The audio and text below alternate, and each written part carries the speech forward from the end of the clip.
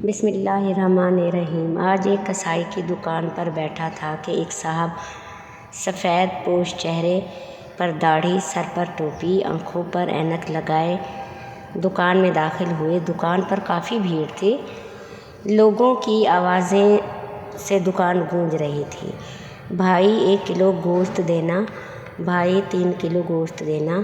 جیسے ہی وہ صاحب داخل ہوئے، کسائی سارے گاہکوں کو چھوڑ کر ان سے مخاطب ہوا۔ جی بولیے، انہوں نے کہا۔ ½ کلو گوشت دینا۔ کسائی نے فوراً بہترین قسم کا ٹکڑا گوشت کا نکالا اور کاٹا اور اس بوٹی بنا کر دے دی۔ صاحب نے پیسے دینے کے لیے ہاتھ بڑھایا تو کسائی نے لینے سے انکار کر دیا۔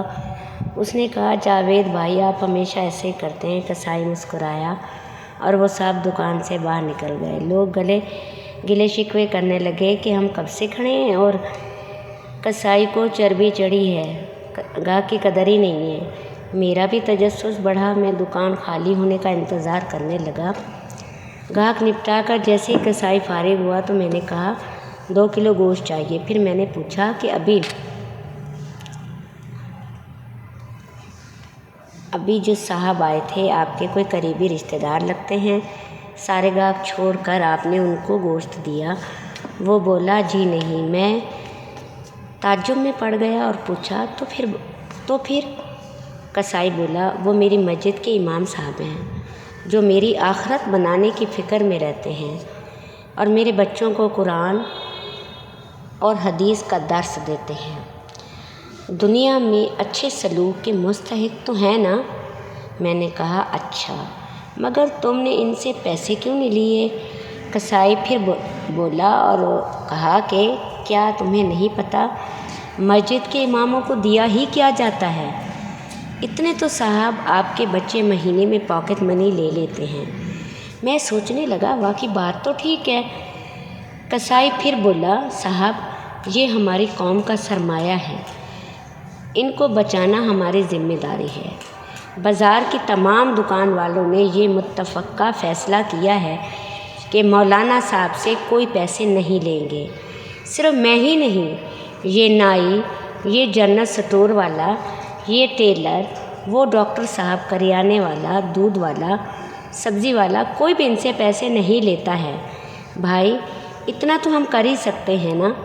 اور پھر مسکرا کر کہا، صاحب ½ کلو گوشت کے بدلے جنت زیادہ منافع کا سودا ہے، یہ لیجئے آپ کا گوشت بھی۔ میں نے پیسے کسائی کی طرف بڑھائے اور کہا، پر بھائی میں تو جاب کرتا ہوں، کاش میں بھی آپ کی طرح ان مولویوں کی کوئی مدد کر سکتا۔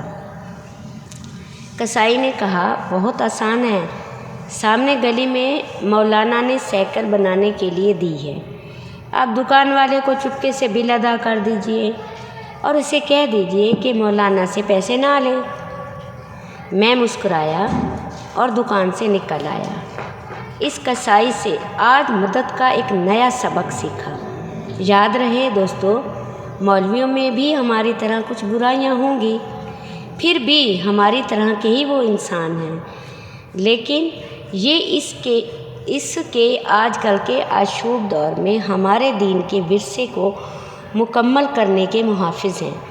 جیسے 1400 سال پہلے ہمارے آقا حضرت محمد صلی اللہ علیہ وآلہ وسلم نے یہ امانت اس امت کے علماء کو دی تھی، بنی اسرائیل کے علماء کی طرح انہوں نے دین کا سودا نہیں کیا۔